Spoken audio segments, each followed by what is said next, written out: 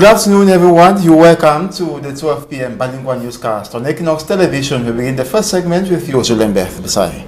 Good morning. Good morning to you, Innocent Azé. Mesdames et messieurs, bonjour à toutes et à tous. C'est un plaisir de vous retrouver une fois de plus pour une nouvelle édition bilingue du journal sur Equinox Télévision. Double scrutin du 9 février prochain. Après une semaine de campagne électorale, le SDF Avouri-Est se dit satisfait de l'accueil que lui réservent les populations. Job Théophile Kwapnan et Jean-Michel Nitieux, qui conduisaient la caravane, invitent massivement les populations à voter le bulletin rose le 9 février prochain. Plus de détails dans ce reportage de Claude Eukwa et Sylvestre Hippolyte Zangao. Des commerçants qui accourent vers la caravane du SDF qui sur une Douala 3e. Job Théophile Kwapnan, la tête de liste du parti de la Balance au municipal dans cette mairie, poursuit sa campagne de proximité, accompagné de ses camarades.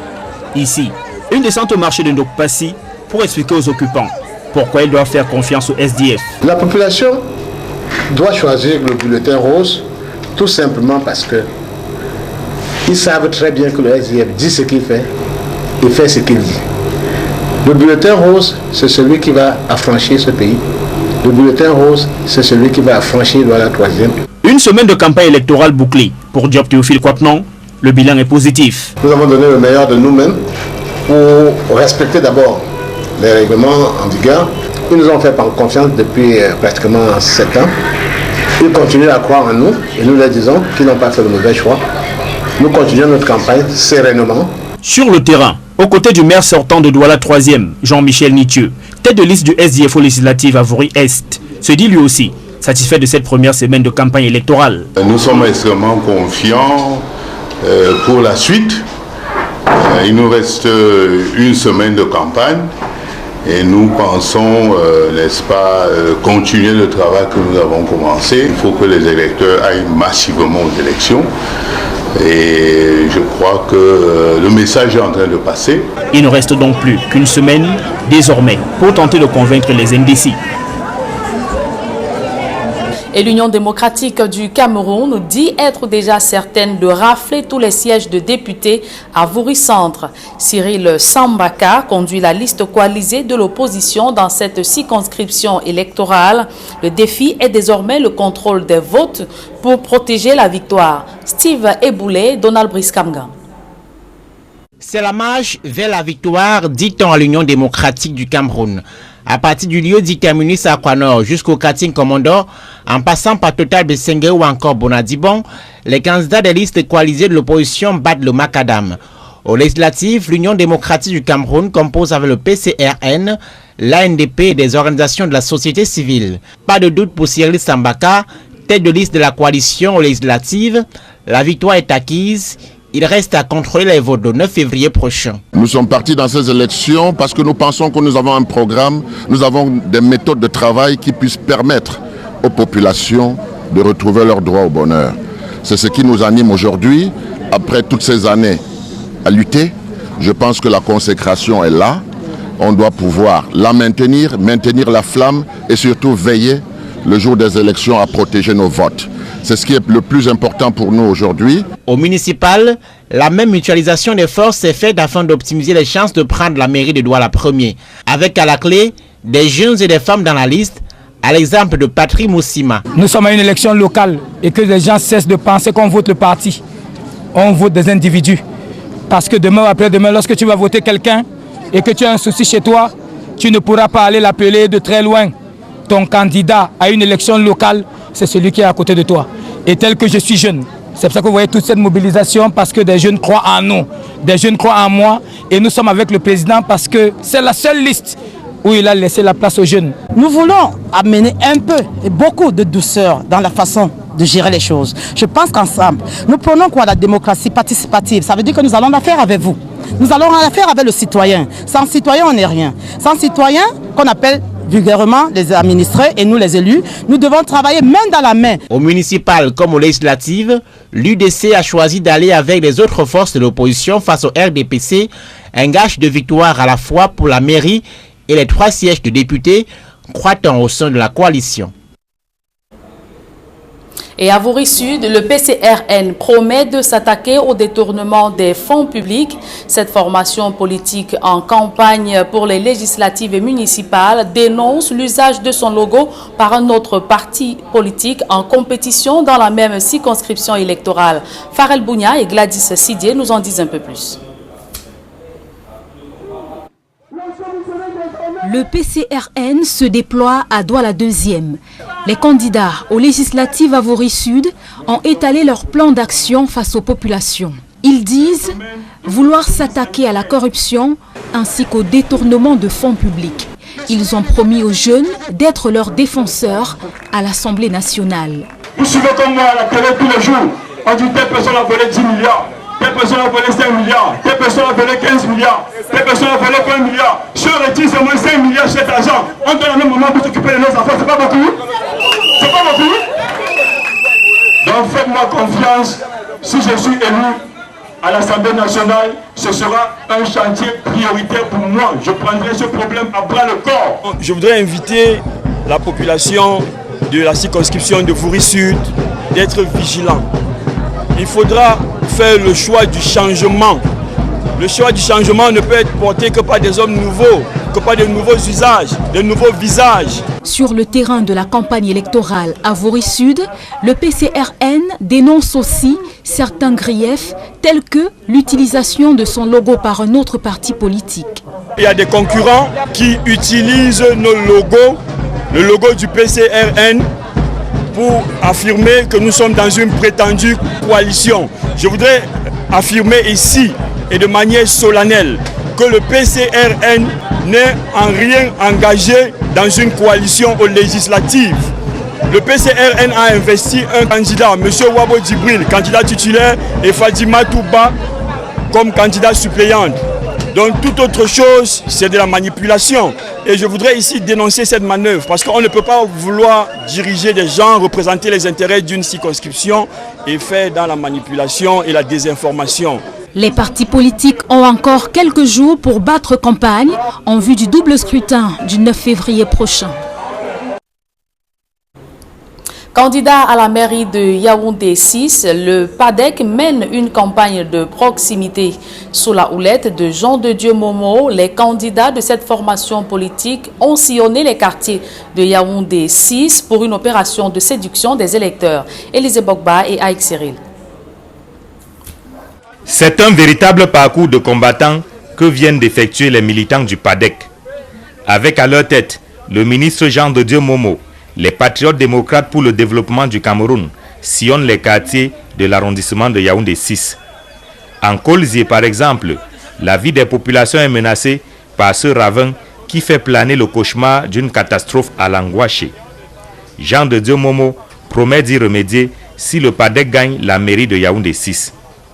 Au lieu dit 105 escaliers, non donnés par les populations en raison du nombre de marches qu'il faut gravir pour accéder au quartier, Jean de Dieu Momo fait également de grandes annonces. C'est un quartier complètement enclavé, où les populations elles-mêmes ont pu faire l'escalier que vous voyez dans mon dos. Et il y a deux entrées, cette entrée-ci et l'autre entrée. Quand vous allez jusqu'au bas-fond, il y a l'autre entrée. Et donc en réalité, ma préoccupation, si nous gagnons la mairie de Yaoundé 6e, c'est de prescrire à notre maire d'arranger ça. Je serai là pour veiller personnellement à ce qu'on rase les 105 escaliers pour en faire une route du. Pendant son périple, la caravane du PADEC s'arrête à certains points stratégiques, comme ici, au lieu dit Carrefour du Chef, derrière le camp Sig Mendon, afin d'échanger avec les populations.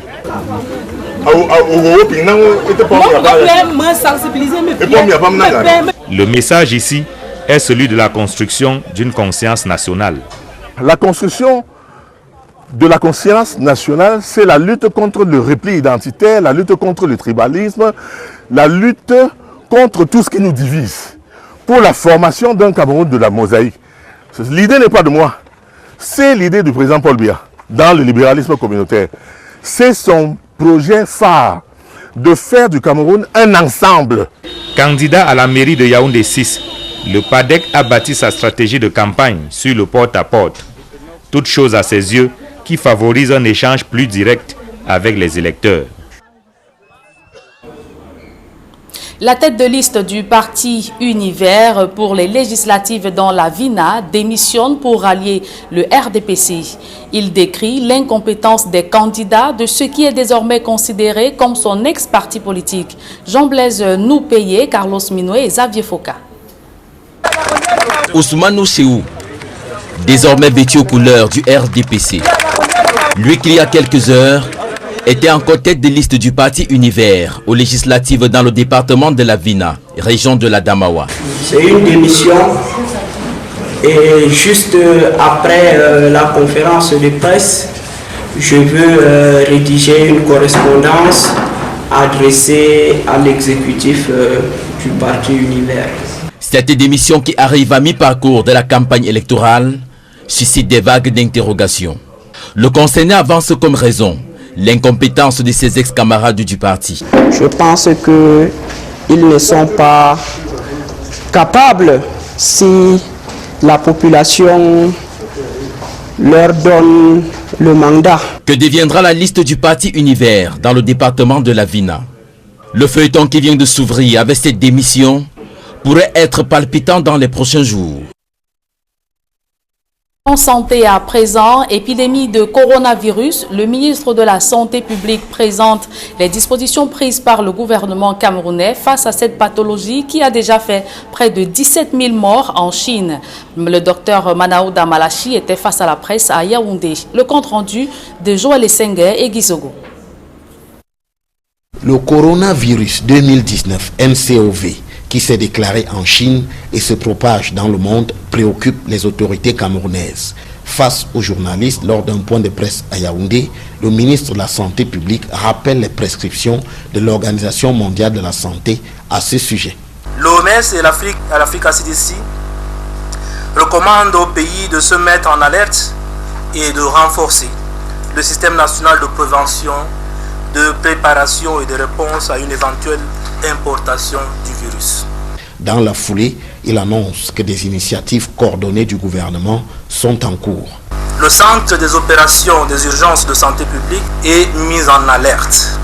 La collaboration multisectorielle entre les ministères de la santé publique, des transports, des relations extérieures, de l'élevage, des pêches et des industries animales, de la défense, de la délégation générale à la sûreté nationale est effective. Bien qu'aucun cas d'infection n'ait été signalé en Afrique et au Cameroun, le ministre de la Santé signale la mise en place d'un dispositif de surveillance au Cameroun et en Chine. Des appareils de prise de température, des fiches de déclaration de santé, des fiches de sensibilisation sont utilisées. Il est également question de veiller à la sécurité sanitaire de la communauté camerounaise résidente en Chine, dont la majorité est estudiantine. À cet égard, l'ambassade du Cameroun en Chine suit la situation de façon étroite et quotidienne. Avec un numéro vert, le 1510, le gouvernement met en plus en avant les capacités de prise en charge du Cameroun en cas d'infection. Le Centre Pasteur du Cameroun dispose des capacités techniques pour faire le diagnostic biologique de la maladie. Des salles d'isolement ont été également identifiées dans les aéroports et les formations sanitaires susceptibles d'accueillir des cas. Cependant, le ministre de la Santé publique, qui insiste sur la nécessité d'éviter les infections, rappelle les règles d'hygiène à observer. Il est recommandé aux populations de respecter les règles élémentaires d'hygiène ci-après. Se laver les mains avec de l'eau propre, coulante et du savon ou utiliser une solution hydroalcoolique. Se couvrir le nez et la bouche avec un mouchoir lorsqu'on tousse, éternue ou utiliser le pli du coude. Les jours à venir permettront de mesurer l'efficacité du plan du gouvernement, alors que, par exemple, les étudiants camerounais de la province de Wuhan, en Chine, où s'est déclarée l'épidémie, indiquent être abandonnés à eux-mêmes. En culture, 3 artistes camerounais exposent sur la peinture et la photographie. La saison 2020 de Bolo, l'espace art et culture qui ouvre ses portes à ces artistes, permet au public de faire corps avec le 7e art au Cameroun. Cédric Chouna et Michel Gatchou.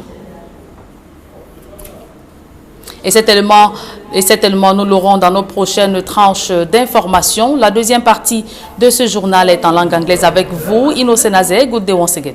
Thank you, Julien. Good day once more. And to your viewers, good afternoon. Thanks for joining me in the second segment of the newscast. The president of the campaign team for the Njan division in the southwest region of the country has told the population of the division that the only way out of the socio-political crisis is for the population to vote for the CPDM political party during the February 9th legislative and municipal elections. And the Chief Nasaku Fitzgerald was speaking in a Kondo Titi recently while wrapping up with the CPDM campaign in the Njan division. Derry Jato tells us more. The campaign team of the Cameroon People's Democratic Movement, the CPDM for Njan division, has launched the divisional campaign here in Mundemba, the divisional headquarters. Chief Nasaku Fitzgerald, president of the CPDM Njan divisional campaign team, took his collaborators down to the electorate for one reason: to make them see the need to vote for the CPDM. The appeal was overwhelmingly for Njan to give a resounding vote of confidence for the party which the Prime Minister belongs. And as the countdown to February 9 narrows, the stakes are also increasing.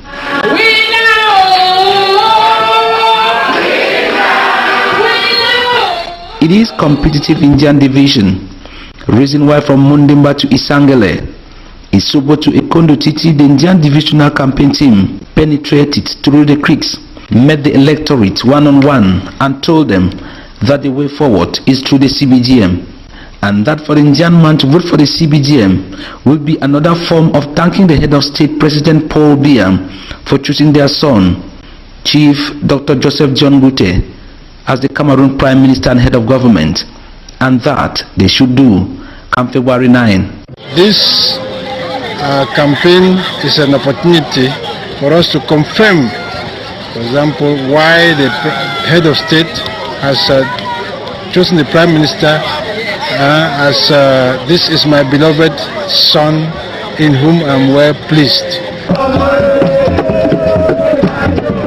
Chief Nasaku Fitzgerald and his team did not only end at the level of canvassing for vote on the ticket of the CPDM, but other measures were also taken. How to vote that day, for any mistake at the polling station is irreversible.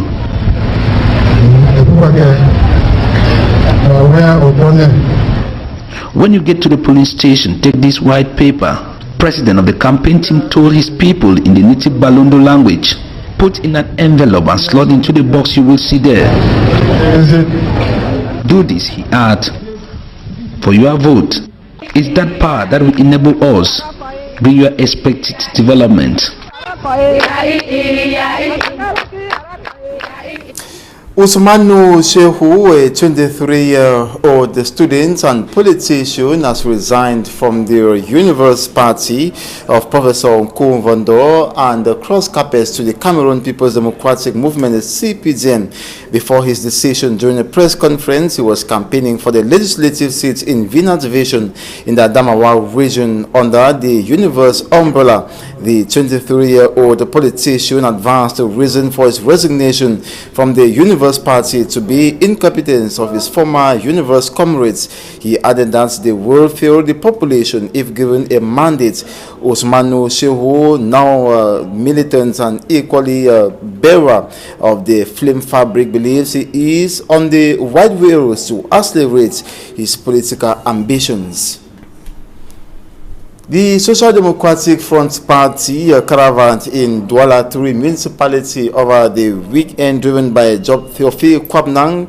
Municipal candidates targeted the individuals, notably traders in various markets like those of the Ndokpasi market. For instance, the Douala 3 mayor explains to the traders why they need to bestow trust on the SDF party like always for the past 7 years. The municipal candidate for Douala 3 says he is sure sure of victory, but will keep meeting the people to tell them more is yet to be done to improve on their living standards by the Social Democratic Front Party. SDF legislative candidate for Warri East, Honorable Jean-Michel Nincho, on his part, expressed the success of the Social Democratic Front campaign this far. He believes the messages preached are being assimilated by the targeted potential voters. Cabral Libby's party, that's the Cameroon Party for National Reconciliation, PCRN, was in Douala 2 this weekend. Candidates of the legislative election in Warri South pledged to put an end to corruption and embezzlement of public funds. They also promised to be representatives of youths at the National Assembly, where their problems will be tabled. Jibril Wabo, legislative candidate for Warri South, calls on the population to be very vigilant and vote for PCRN, which is wind of change. Also, that the PCRN is in no coalition with any political party, stating that some parties emulate their logo. Jibril Wabo stressed the voters be very careful of manipulation and misinformation.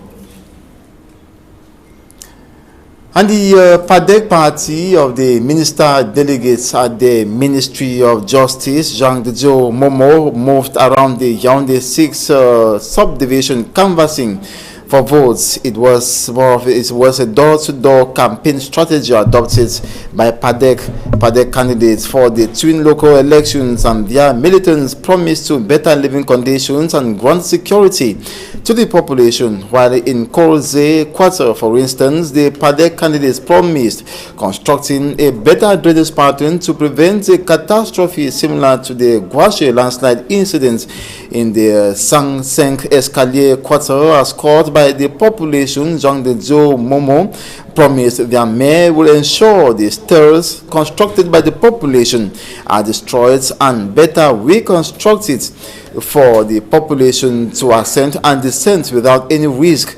He promised to personally inspect this project once his PADEC party wins the Yaoundé 6 Council come February the 9th. During other quarters, Jean de Dieu Momo pledged to fight against discrimination, tribalism, and any force that causes division amongst people, so that Cameroonians are more united so as to peacefully enhance emergence of the country. And the Cameroon People's Democratic Movement's party candidates in Dongamantung Centre have sworn to win the Ndu Council by all costs. The declaration was made at the launch of the Citizen Party campaign for Dongamantung Centre in the Kambe, chief town of the division. For me, Armstrong Sanda has more. For me, Armstrong Sanda, who will be telling us how Citizen Party candidates in Dongamantung Centre have promised that they will win the Ndu Council by all costs. The declaration was made. That was at the launch of the Citizen Party campaign for Dongamantung Centre in Kambe. His report. By participants as a record-breaking campaign launch in terms of turnout in the conflict-hit Anglophone regions of Cameroon. The CPT and party supporters and sympathizers shone fierce to demonstrate political force at the Fon Ibrahim Jabu Grandstand in Kambi, Dongamantung division of the Northwest region. Yesterday, we also launched in Kambi today, and you saw it for yourself. A massive turnout by the population of Kambi.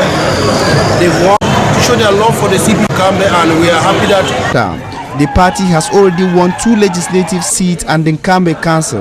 And despite the fact that we've already won our 2 parliamentary seats, they still came out in their numbers. And when some people talk of boycott elections, when some people talk of there will be no elections in the Northwest, Kambe and Dongamantung must exercise their civic duty and their democratic right to vote. The target in Dongamantung Centre is the Ndu Council, completed by the Social Democratic Front and the Cameroon People's Democratic Movement. We must win the Ndu Council.